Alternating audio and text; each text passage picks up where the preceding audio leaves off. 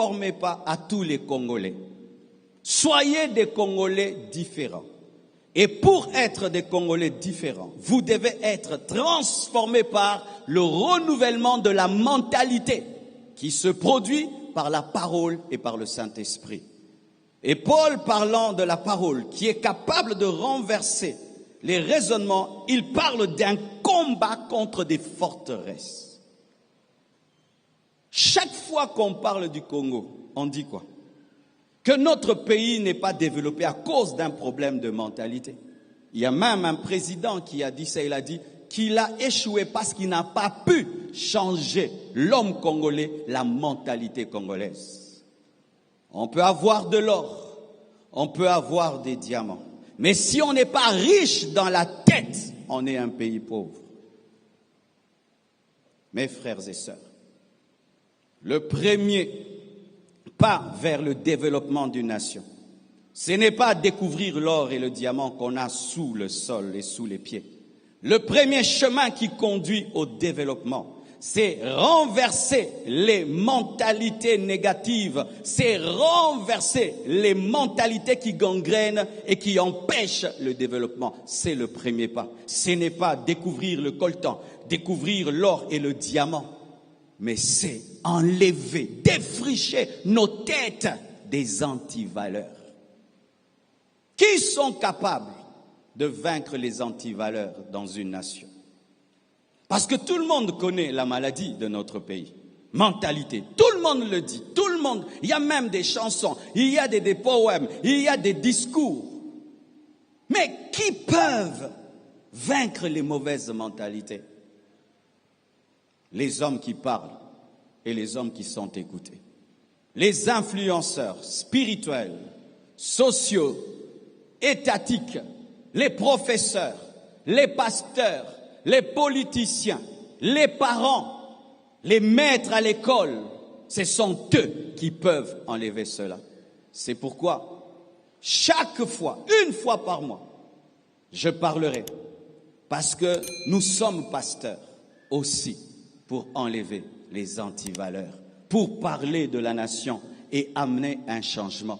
Là où le professeur échouera, le pasteur peut réussir. Là où le politicien échouera, le pasteur peut réussir. Parce que nous sommes accompagnés de la puissance du Saint-Esprit et de l'autorité spirituelle. Comment j'ai connu ce déclic? Un jour, mes frères et sœurs, je reviens du Burundi. Le Burundi n'a pas la même richesse que nous. Le Burundi n'est pas aussi vaste que nous. J'arrive à l'aéroport du Burundi, je descends de l'avion, j'entre dans ma voiture, personne ne me demande un seul dollar. Personne ne me demande un seul dollar. Je reviens à Kinshasa. J'arrive à l'aéroport, un groupe de 20 garçons, plus forts que moi, musclés, en train de m'appeler Papa, Yaya, en train de me quémander des 500 francs et de 1000 francs, avec des diamants, avec du coltan, avec toutes ces choses. Un problème de mentalité.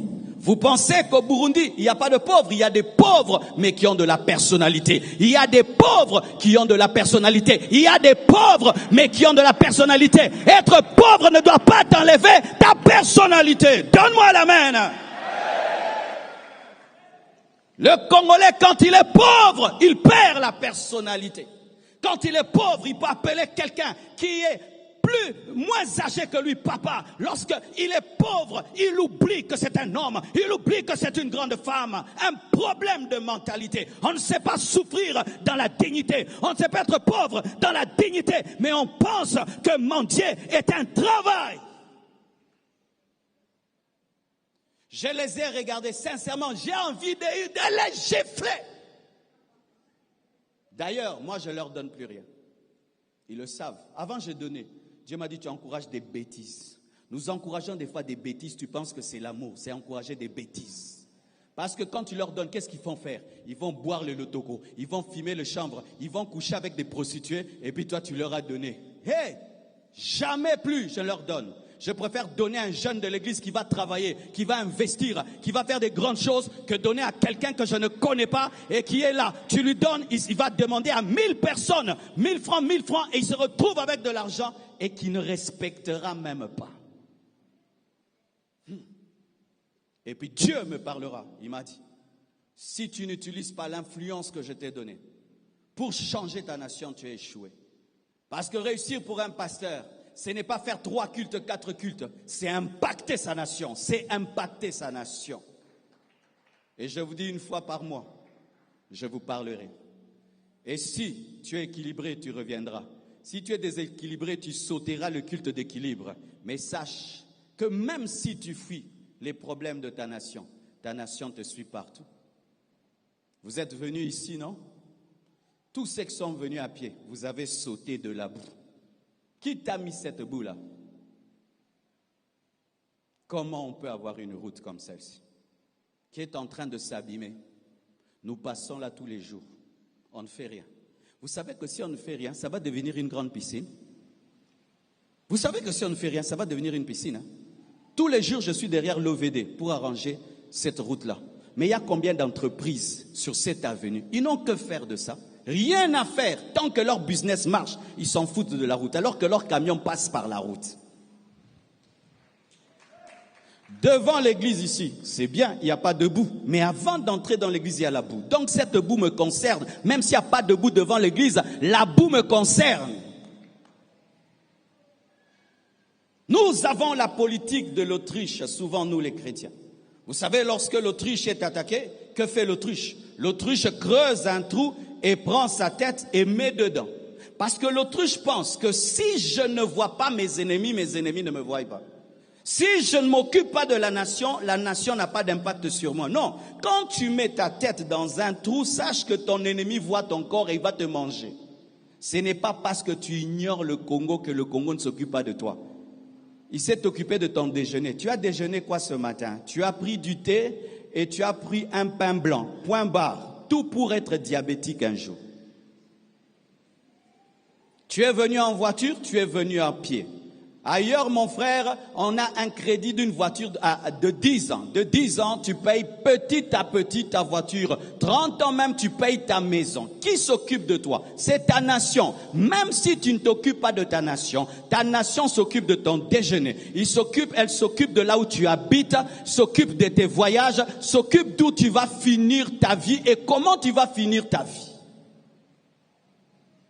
Ta nation va s'occuper de comment tu vas rentrer à la maison après ce culte. Et de ce que tu vas trouver devant toi pour manger après le culte. Alors frère, ne pas s'en occuper est une grave erreur. Très grave erreur.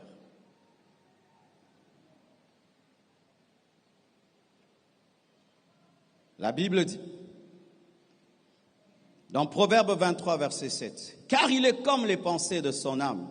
Mange et bois, te dira-t-il, mais son cœur n'est point avec toi. » L'homme est sa pensée. L'homme peut te parler, ce n'est pas ça l'homme. L'homme peut faire des choses, ce n'est pas l'homme. L'homme, c'est ce qu'il pense. Ça veut dire qu'une nation est faite des pensées de sa population. Prends un villageois, mets-le dans un château, reviens après un mois. Tu vas trouver le château dans quel état? Tu vas trouver le village dans le château. Pourquoi? Parce que le village est dans sa tête. La richesse d'une nation, c'est ce qu'il y a dans la pensée de son peuple. Ce n'est pas ce qu'il y a dans le sol et le sous-sol. C'est ce qui est dans la pensée. C'est ce qui est dans la pensée. C'est ce qui est dans la pensée. Qu'est-ce qu'il y a dans nos pensées? Qu'est-ce qu'il y a dans nos pensées? Si on prenait ce pays et il devenait le Japon, après 10 ans, sera-t-il toujours le Japon? On nous donne des stades, nous les cassons. On nous donne des bus, nous les détruisons. On nous met même des arrêts, on les détruit. On nous met des séparateurs, nous les cassons. On nous met des ponts, nous les détruisons. Nous amenons toujours le village dans le château. Pourquoi? Le village est dans notre tête. Alors le problème, c'est de construire des châteaux dans les têtes avant de construire des châteaux en dehors des têtes. Et donc la richesse d'un pays, c'est ce qu'il y a comme bagage dans les têtes. Et je prie que Dieu enrichisse les cerveaux et les pensées du peuple congolais, que nous soyons remplis d'excellence au niveau de la tête.